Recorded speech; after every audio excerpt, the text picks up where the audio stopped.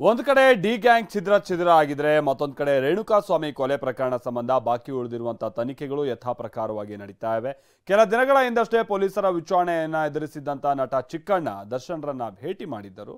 ಇದೇ ನಟನಿಗೆ ಈಗ ಮುಳುವಾಗಿದೆ. ಪೊಲೀಸರು ಚಿಕ್ಕಣ್ಣ ಅವರಿಗೆ ನೋಟಿಸ್ ಕೊಟ್ಟು ವಿಚಾರಣೆಗೆ ಮತ್ತೆ ಕರೆಸಿಕೊಂಡಿದ್ದಾರೆ.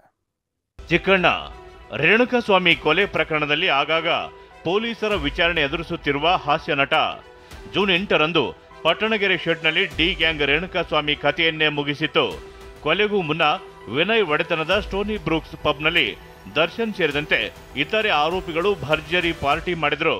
ಅದೇ ಪಾರ್ಟಿಯಲ್ಲಿ ಹಾಸ್ಯ ನಟ ಚಿಕ್ಕಣ್ಣ ಹೋಗಿದ್ದ ಕಾರಣಕ್ಕೆ ವಿಚಾರಣೆ ಬಿಸಿ ಆಗಾಗ ತಟ್ಟುತ್ತಲೇ ಇದೆ.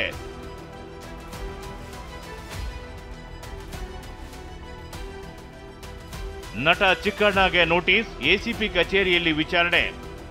ಉಪಾಧ್ಯಕ್ಷನಿಗೆ ಸಂಕಷ್ಟ ತಂದಿಟ್ಟ ಅಗ್ರಹಾರದ ದರ್ಶನ್ ಜೊತೆಗೆ ಪಾರ್ಟಿಯಲ್ಲಿ ಭಾಗಿಯಾಗಿದ್ದಕ್ಕೆ ನಟ ಚಿಕ್ಕಣ್ಣಗೆ ಪೊಲೀಸರು ನೋಟಿಸ್ ಕೊಟ್ಟು ವಿಚಾರಣೆಗೆ ಕರೆದಿದ್ರು.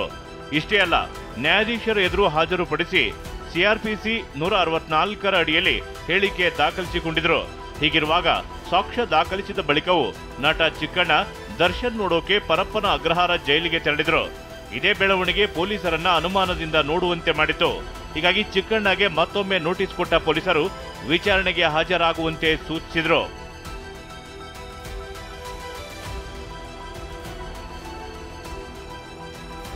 ಪೊಲೀಸರ ನೋಟಿಸ್ ಕೈಗೆ ಸಿಕ್ಕಿದ್ದಂತೆ ವಿಜಯನಗರದ ಎಸಿಪಿ ಕಚೇರಿಗೆ ನಟ ಚಿಕ್ಕಣ್ಣ ಭೇಟಿ ನೀಡಿದರು.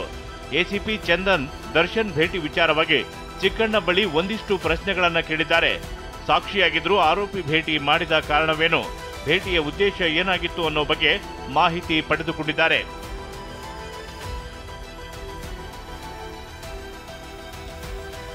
ವಿಚಾರಣೆ ಬಳಿಕ ಮಾತನಾಡಿದ ನಟ ಚಿಕ್ಕಣ್ಣ, ಪೊಲೀಸರು ದರ್ಶನ್ ಭೇಟಿ ಬಗ್ಗೆ ಕೇಳಿದ್ರು, ಉತ್ತರ ಕೊಟ್ಟಿದ್ದೇನೆ.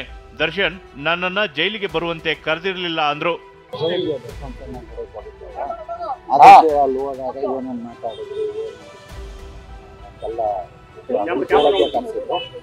ಹಂಗಾಗಿ ಅವರು ಏನೇನು ಕೇಳಿದ್ರು ವಿಚಾರಣೆ ಅದಕ್ಕೆಲ್ಲ ಇಲ್ಲ ಗೊತ್ತಿರಲಿಲ್ಲ ಸರ್. ಅದಕ್ಕೆ ಈಗ ಗೊತ್ತಿದ್ರೆ ಮೋಸ್ಟ್ಲಿ ಗೊತ್ತಿರಲಿಲ್ಲ, ಅದಕ್ಕೆ ಕರೆದಿದ್ರು. ಈಗ ಅವ್ರು ಏನೇನು ಕೇಳಿದ್ದಾರೆ ಅದಕ್ಕೆಲ್ಲ ಉತ್ತರ ಕೊಟ್ಟಿದ್ರು. ನೋಟಿಸ್ ಯಾವಾಗ ಕೊಟ್ಟಿದ್ರು? ನಿನ್ನೆ ಕೊಟ್ಟಿದ್ರು. ಇವತ್ತು 9 ಗಂಟೆ. ದರ್ಶನ್ ಜೊತೆಗೆ ಪಾರ್ಟಿ ಮಾಡಿದ್ದ ಕಾರಣಕ್ಕೆ ನಟ ಚಿಕ್ಕಣ್ಣರನ್ನ ಸಾಕ್ಷಿಯನ್ನಾಗಿ ಪರಿಗಣಿಸಲಾಗಿದೆ. ಹೀಗಾಗಿ ಪೊಲೀಸರು ಕರೆದಾಗಲೆಲ್ಲ ಚಿಕ್ಕಣ್ಣ ವಿಚಾರಣೆಗೆ ಹಾಜರಾಗಲೇಬೇಕು. Bureau report, TV9.